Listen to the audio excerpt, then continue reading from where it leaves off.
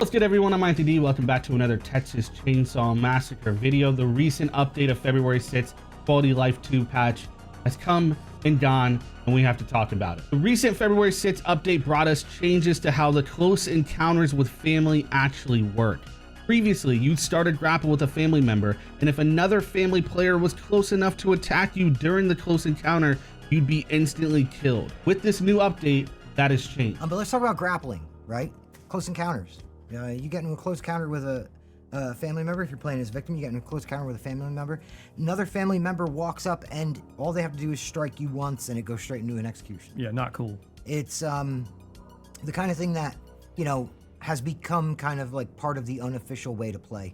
People see that as, well, if I see them in a close encounter, I just got to walk up and take a shot. So in this patch, we are changing it where it'll deal chip damage. So what that means is if a family member attacks you while you're in a close encounter with another family member, it will take damage away from your health.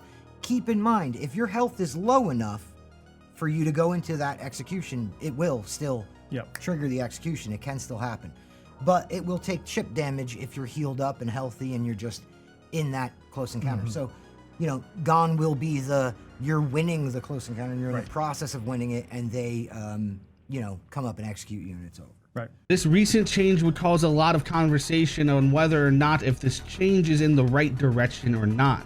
In my personal experience, dying in a grapple would only upset me when I would win my close encounter, but fall victim to awkwardly standing there in place waiting for the animation to end, then to only be one-tapped at the very last second, or winning my close encounter and then grabbing onto Johnny's ears for the next 30 minutes and then dying. Either way, personally, I felt that shortening the animation on some of these close encounters or the window of when that one-tap kill was available would have done the trick. But Gun and Sumo went in a different direction with this change, so I asked you, what do you think about it? While it's not perfect, it's a step in the right direction. The next step would be either to take more damage while in the grapple, or make grappling do damage until the victim wins.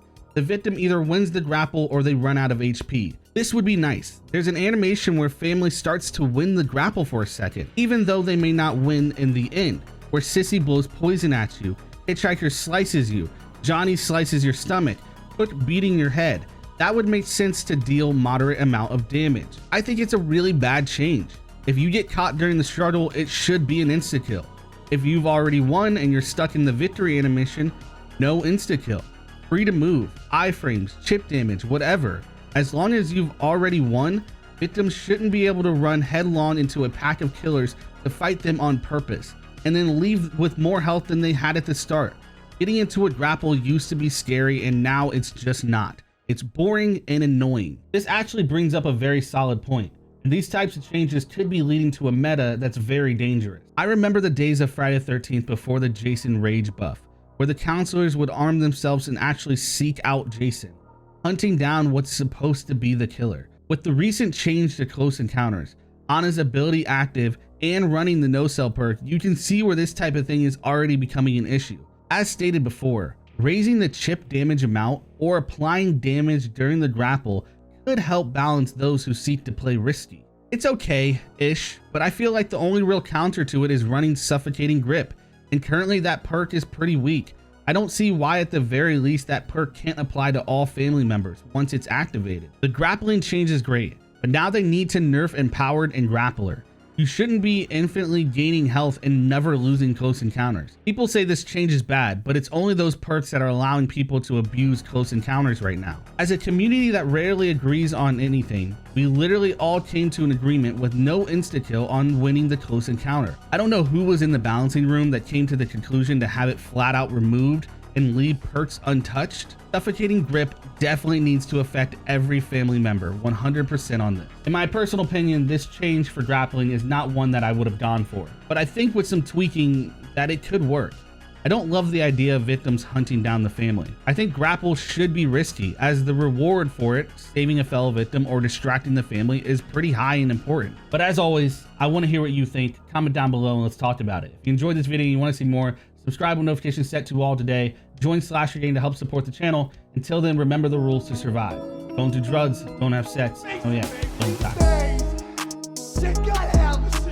Everybody dies.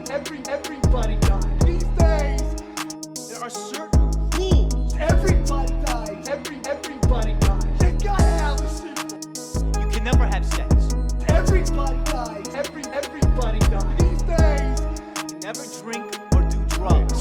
Everybody dies. Everybody dies. You gotta have a